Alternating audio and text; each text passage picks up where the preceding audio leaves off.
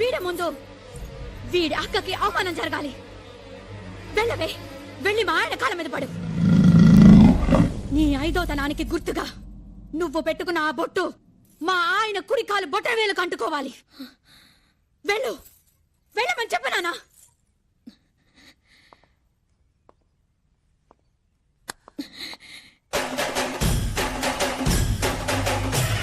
వెనక్కి వెళ్ళు,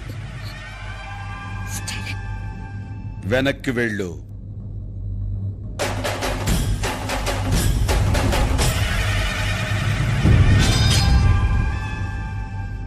సార్, మీరు పెద్దవాళ్ళు, మీ వెనకాల ప్రభుత్వమే ఉంది.